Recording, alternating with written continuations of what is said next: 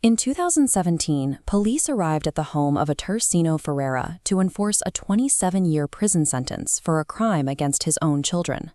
At that exact moment, his children, Andri and Aline, were already years into a desperate campaign to stop the arrest. Now adults, they were pleading with the courts to acknowledge the truth. They had visited legal notaries in 2012 and 2015 to file official public documents. They swore under oath that the abuse never happened and stated they had been coerced into lying as children. The legal system ignored the victim's own testimony to ensure an innocent man stayed behind bars. This highlights a system so blinded by its own rules that it actively fights the truth. This failure is rooted in the nature of the Brazilian court system, which functions as a rigid, unyielding bureaucracy.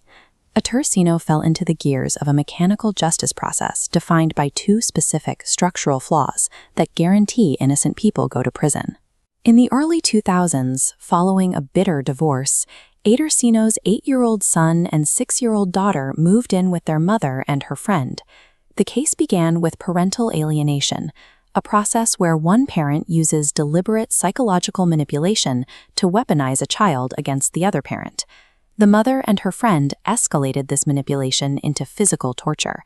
They broke the children's will through horrific abuse, including forcing them to eat their own vomit.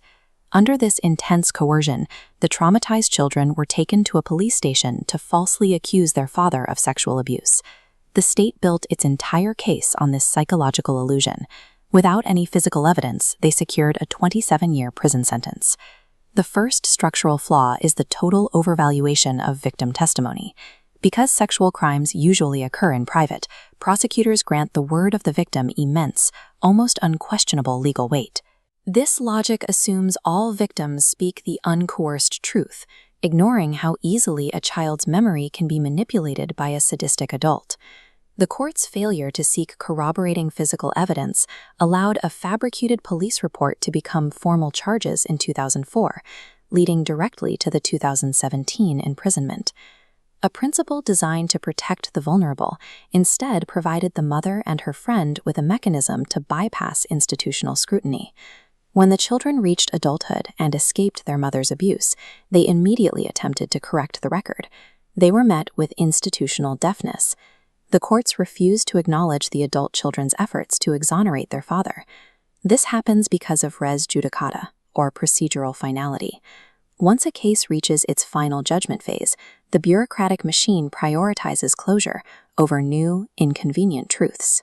Driven by a mandate to protect the children, the state issued Tercino's arrest warrant in 2017, effectively silencing the very people it claimed to be representing.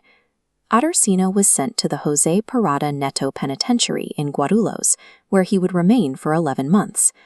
When a justice system values its own paperwork over objective reality, it functions as a machine of blind oppression. The legal deadlock was finally broken by the Innocence Project Brazil, which stepped in after standard appeals had failed. They bypassed the bureaucracy by focusing entirely on objective forensic science. Psychological forensic exams proved the children's trauma was rooted entirely in physical abuse from the mother, ruling out the sexual abuse allegations against the father. In March 2018, presented with scientific proof, the São Paulo court admitted its error and released Tercino to reunify with his family. While Tercino regained his freedom, the question of accountability remains. The two women who tortured children and defrauded the state for 15 years faced no consequences. They served 0 days in prison. The mother vanished, escaping all accountability, while the system looked the other way. Our courts operate on the principle of in dubio pro reo, the standard that, when in doubt, the decision must favor the accused. Abandoning that principle crushes the innocent and holds the door open for the real monsters to walk free.